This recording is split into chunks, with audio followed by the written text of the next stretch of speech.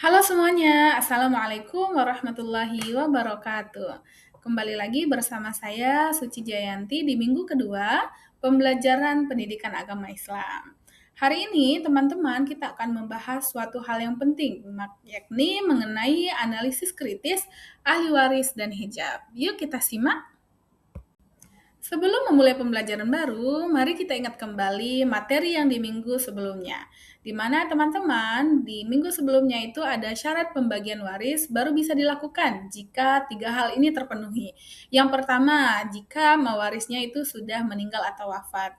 Yang kedua adalah ahli warisnya masih hidup. Dan ketiga adalah adanya harta atau tirkah yang akan dibagikan kepada ahli waris. Konsep inti hijab dan mahjub. Supaya lebih mudah untuk memahaminya, teman-teman mari kita analogikan seperti ini. Bayangkan hujan itu adalah harta warisan. Orang yang memegang payung itu adalah ahli waris yang lebih dekat, akan menghalangi orang yang di bawahnya terkena air. Sehingga teman-teman bisa kita artikan bahwa hijab atau penghalang itu adalah ahli waris yang lebih dekat hubungannya. Sedangkan mahjub atau terhalang yakni ahli waris yang lebih jauh sehingga nanti akan terhalangi oleh hijab. Adapun jenis dari hijab atau penghalang ini, teman-teman ada dua ya.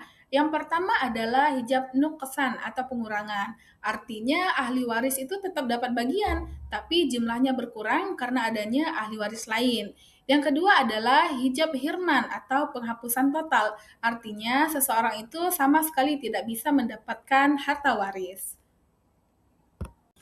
Supaya lebih paham tentang contoh dari hijab nuksan, kita akan memberikan penjelasannya.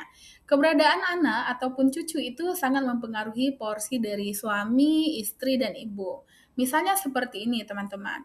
Istri itu mendapatkan harta warisannya seperempat, namun bisa berkurang menjadi seperdelapan jika suami meninggalkan anak ataupun cucu.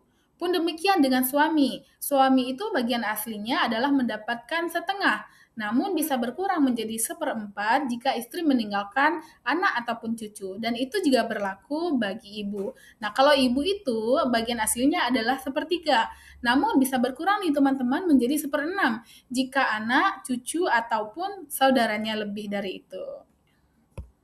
Selanjutnya, contoh hijab hirman atau total. Nih, teman-teman, kekuatan anak laki-laki. Anak laki-laki itu adalah ahli waris terkuat. Jika ada anak laki-laki, maka cucu dari anak laki-laki terhalang total. Saudara kandung, saudara seayah seibu, paman dan sepupu pun akan ikut terhalang total. Nah, namun teman-teman ada 5 ahli waris utama yang anti hirman. Dalam artian ini mereka ini pasti dapat warisan, tidak mungkin terhalang total. Yakni siapa saja orang itu kan kita bahas ya. Yang pertama, suami atau istri. Ini pasti akan mendapat harta warisan. Yang kedua, ayah dan ibu. Ini dalam artian orang tua kandungnya. Dan ketiga adalah anak kandung, baik laki-laki maupun perempuan. Logika sederhananya seperti ini. Setiap orang yang hubungan nasabnya kepada mayit melewati perantara, maka dia terhalang jika perantara itu masih hidup. Contohnya misalnya cucu lewat anak tidak dapat waris jika anak ayahnya cucu masih hidup. Studi kasus nih teman-teman, supaya lebih paham lagi kita akan memberikan contoh misalnya dalam keluarga Pak Budi.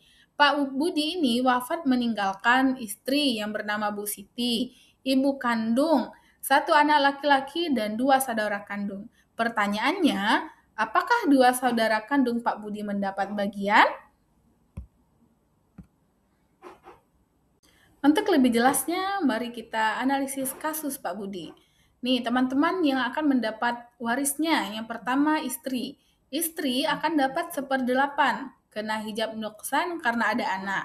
Sedangkan ibu dapat seperenam, kena hijab nuksan karena ada anak juga. Anak laki-laki sisa dari harta tadi. Sedangkan yang terhalang siapa saja teman-teman? Mari kita simak berikut ini ya. Dua saudara kandung. Nah, ternyata dua saudara kandung Pak Budi ini akan mendapat mahjub atau yang terhalang. statusnya terhalang total karena ada anak laki-laki. Jalur sampingnya adalah saudara kalah oleh jalur ke bawah, yakni anaknya.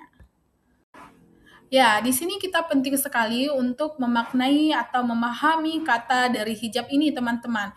Banyak konflik itu terjadi karena kerabat jauh seperti sepupu, keponakan itu merasa berhak, padahal ada anak kandung yang lebih berhak daripada itu. Dengan memahami konsep hijab ini, kita bisa berkata tegas namun santun. Misalnya, maaf, secara syariat Anda terhalang karena ada anak laki-laki.